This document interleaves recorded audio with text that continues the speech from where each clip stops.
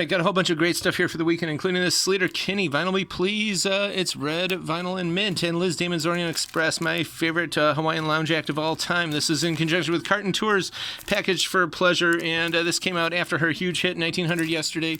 She played at the Hilton Hawaiian Village, which was, of course, the biggest hotel on the Waikiki Beach, and it's just terrific stuff. And so is this Puccini Madama Butterfly. It's a 3 LP box, and it also comes with a gorgeous little rice paper print of Cho-Cho-san. Family, UK Prague with touches of Psych from 74 UK Press, and of course the Brandenburg Concertos, 1721 Bach, late Baroque stuff. This is a scarce press, and it's pretty good. And we got a whole bunch of rock and roll stuff as well of interest, and it's all in beautiful shape. And the Boogie Boys, this is electro hip hop from 85, and from Scotland, of course, big country. And we got some hard rock as well. And Oliver Messiaen, of course, one of the towering figures of the 20th century, one of the greatest composers of the last probably 100 years, with Expecto Resurrection of Mortuum, some period stuff, seasonal stuff, and it's actually very spooky, very interesting modern classical.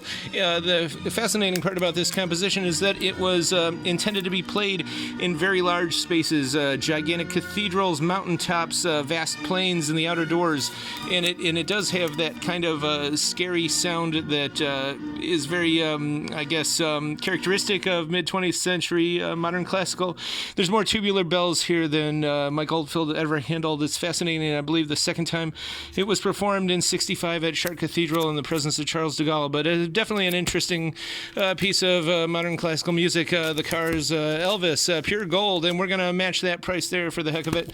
And Jacques Lalonde's Glamour Stretcher Time. This is blue transparent vinyl from 1959, and it's great for a more exciting figure done to the rhythm of delightful organ music.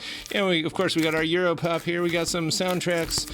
And harpsichord, the Spanish School of Domenico Scarlatti from Napoli, of course, and the whole A side here is Antonio Soler, Padre Soler, who was known for his celebrated keyboard sonatas, but also his Christmas Villancicos, which is a poetic form of the Iberian Peninsula.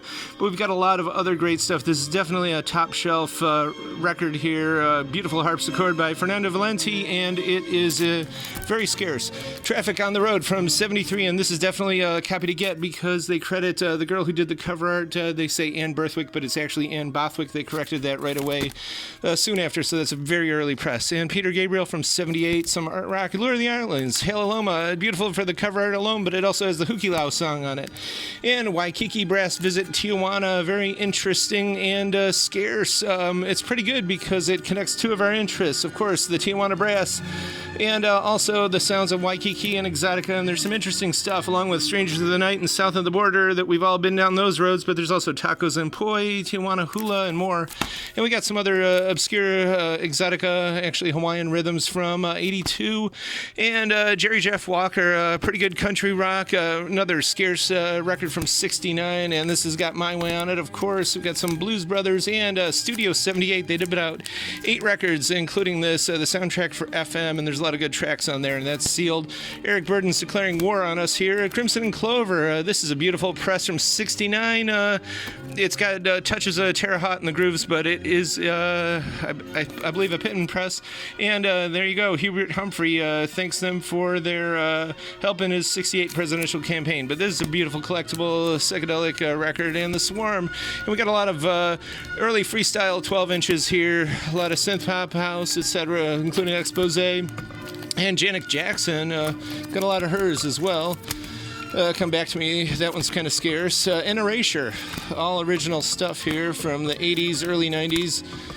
Drama, that was from 89. And then Paula Abdul, Touch of the 90s here, that's actually 88, but she really did capture the sound of the early 90s, that transitional period. Aretha Franklin, and actually on a house 12-inch remixes of Everyday People. And I don't go for that. This is kind of electro hip-hop. And Elysia Fiorello and Boogie Down Productions. This looks brand new, but it's from 89, believe it or not. And the Cork Connection U2 2LP, pretty scarce, from 87 when the Joshua Tree came out.